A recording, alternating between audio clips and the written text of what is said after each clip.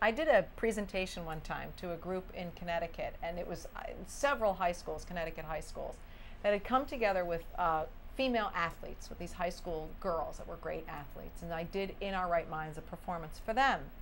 And I was showing all these Paleolithic and Neolithic goddesses in all of their round and wonderful fullness. And these girls were looking, and their jaws were kind of dropping. And I said, well, what's going on? And one of them said, it's like a deja vu. Seeing these images, seeing this art, seeing this archetype of the goddess it's like remembering something that's a part of us. The Kogo Indians of Colombia have the phrase, the mother has left a memory in us all. And in fact, I'm going to do a little prayer from them in a minute. But this resurrecting and bringing forward and bringing energy and life into the archetype of the goddess is very healing for our culture right now, for both men and both women, because nobody can argue the issues that we have in our culture and Western culture around the world in terms of body image, and not allowing the fullness and the roundness of the female form. Things are changing. They're getting better. I was the voiceover on the Dove campaign from when it originally started out with its, real women. So there are marked improvements, but we've got a long way to go. We've got a major issue with eating disorders in America. Right, and you think a lot of that is the family, or is it a culture-wide thing? Is it media that's doing it? Oh, it's everything. It's a conglomeration of all of it. I mean, it's very hard to get around it's like wallpaper, the messages that we receive in terms of what the ideal body type is and what we should look like and should. I mean, it's very difficult to grow up in an environment like that. Certainly the worldview that you hold at home, or if you are privileged enough to have youngsters around you, boys and girls, the language that you use is really critical. I know with my own daughter, who happens to be in the studio right now, I might have to pull her over here in a minute, but I love my belly. What can I say? You got a body. You got to love your body the way that it is. Take good care of it, but love it the way that it is. We waste so much time as women thinking about whether or not we're fat or what we look like, and what a waste of our intelligence, our brilliance, our what we can offer to society. We waste an awful lot of time thinking about whether or not we're going to fit into a pair of jeans. So the message is to love your body and get on with your life and get on with what you came here to the planet to do at this time. So that's just one aspect of this work that I do within Our Right Minds and the Goddess Archetype. It's got a great message with regard to body image. Sidebar. Now, have you ever worked specifically with young people in that regard?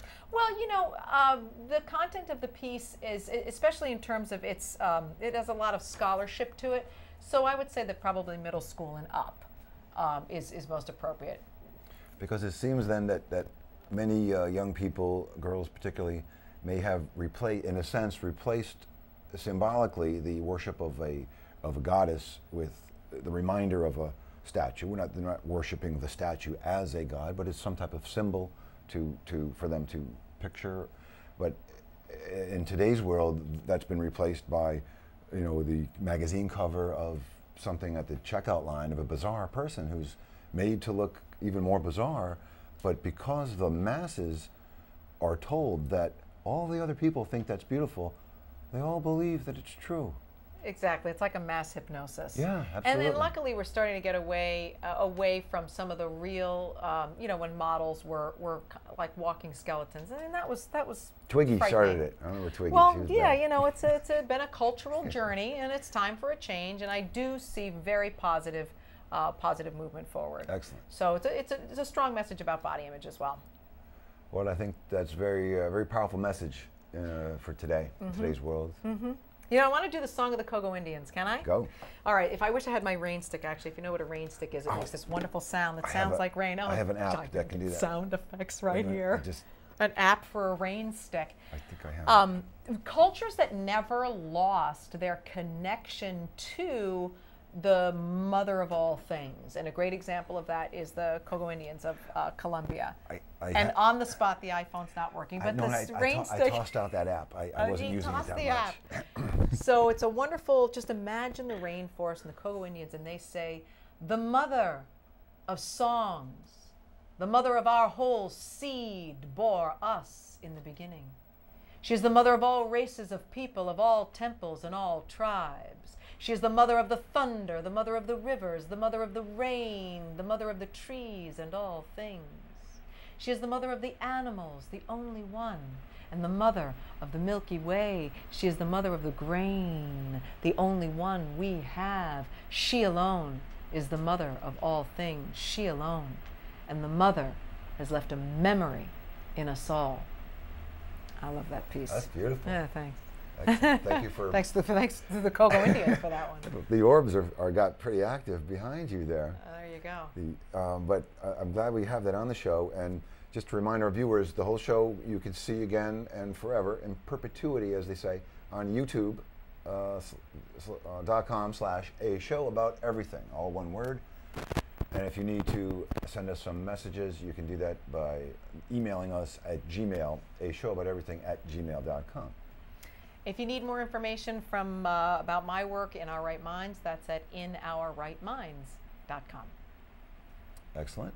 And we'll just go. We have a few minutes left in the show, and we'll have a nice 3-minute song featuring some, we've shown this a couple of times in the show. This is a beautiful goddess type of thing, celebration of women, I have to say. Let's hit it, number 9.0.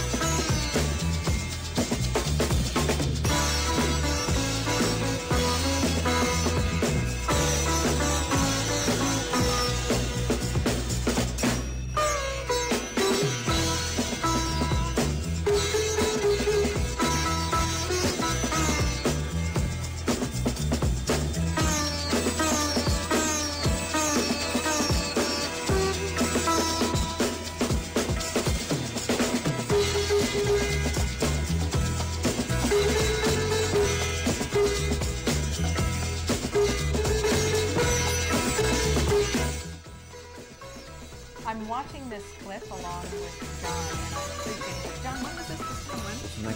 1993. Okay, so it's kind of an older clip, and you were talking about how these digital effects were fairly fun. What I'm appreciating here in watching the female form dancing, well, of course, dance is a sacred movement. Belly dancing is sacred. Hula dancing is sacred.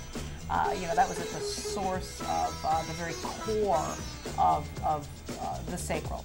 Now, I look at what's happening with television and, VH1, MTV, and you see so many bodies now, the female body dancing, moving. And you could certainly argue that there are issues in terms of the extremes, and there are issues in terms of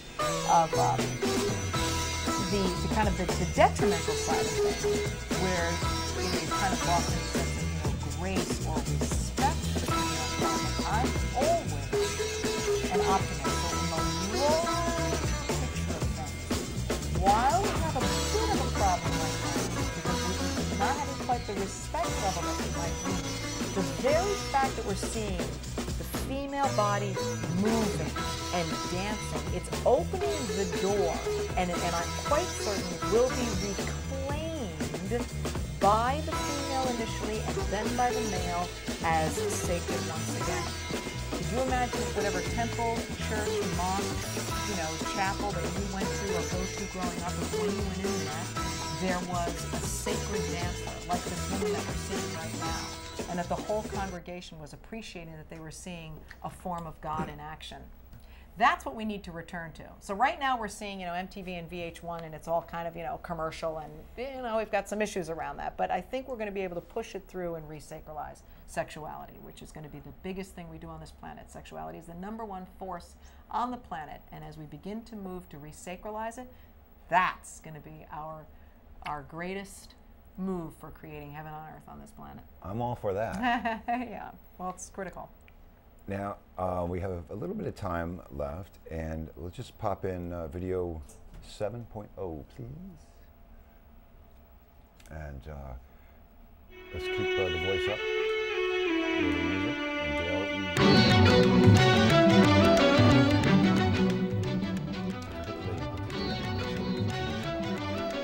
just many cultures, goddesses, in some way, in such a way that we dance.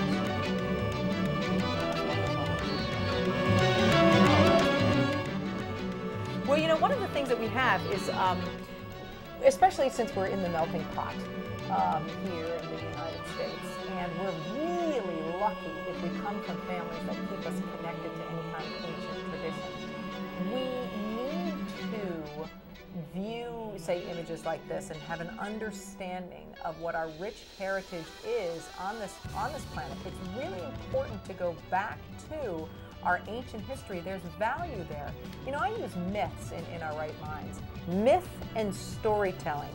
The wisdom embedded in a myth that was around for thousands of years through the art of storytelling has an incredibly powerful impact on the subterranean part of our psyches. When you can work with the subterranean part of your psyche, the deepest part of yourself, that's where you can begin to affect change. I'm looking at these images. I'm actually mesmerized by these images. I absolutely love this video clip as you begin to look at and really delve into and see the art of our ancestors. And these are all sacred images. About Isis there. I mean, they're moving so fast I can hardly name them. It's really amazing. I think they're all from the sacred. I mean, you certainly have Christ, and you have the dying and rising God-men there, and you go back to before the time of Christ. But what an amazing! Wow, it's an amazing clip. Okay. Well, it's just about that time again. We've got a few minutes left for our little final video. But I'd like to thank you, Dale Allen, for coming on the show. We'd love to have you again sometime. Great, I had a lot of fun. We know you have a busy schedule and you travel the world and the country, and we appreciate you giving us a freebie here for an hour, and now it'll put our name on the map out there on the world of internet television. All right, it was my pleasure. Thank you. And thank you for my staff, all the boys and girls in here. Thank you for young Danny for doing your homework over there, for being a good kid. Let's cut now to 10.0 in an interesting clip, and we'll see you next week, people.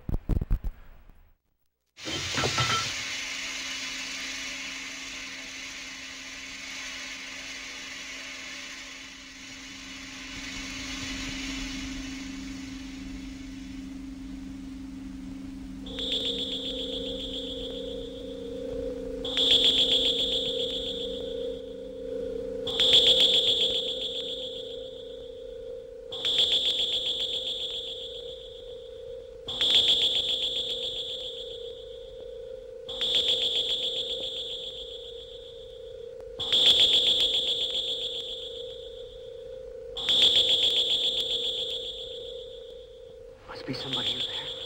Who? Where do you think they come from? How would I know? They're in some place. Mars is near the Earth right now.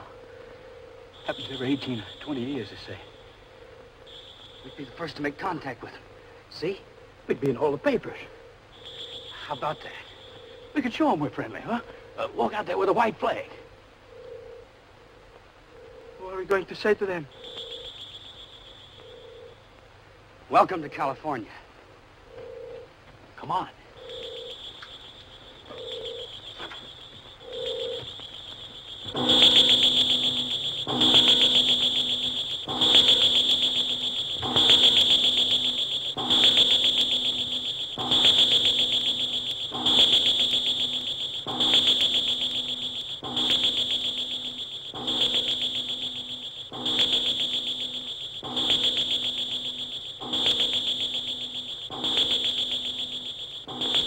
We're friends. Yeah. Hey there. Open up. How are they going to understand us? We're talking sign language. They'll understand us all right. Sure. Sure?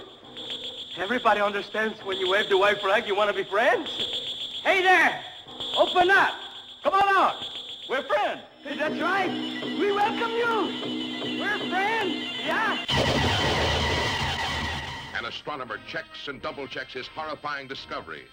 A distant star racing through space toward an inevitable collision with this planet. The United Nations meet in emergency session. All conflicts pale before this threat from another world. If you wait until the danger is visible to the naked eye, it will be too late to escape.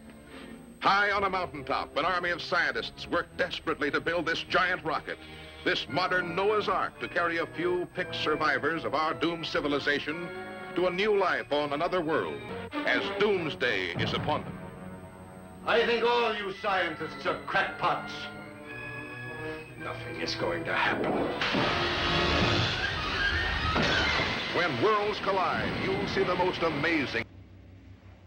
What will he find out there, Doctor? His destiny.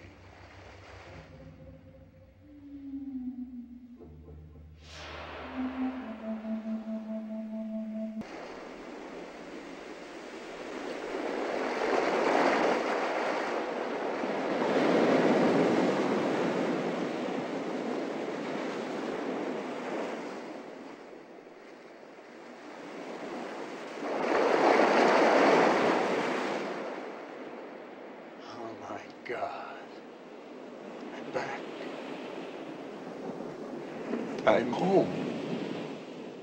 All the time it was... We finally really did it.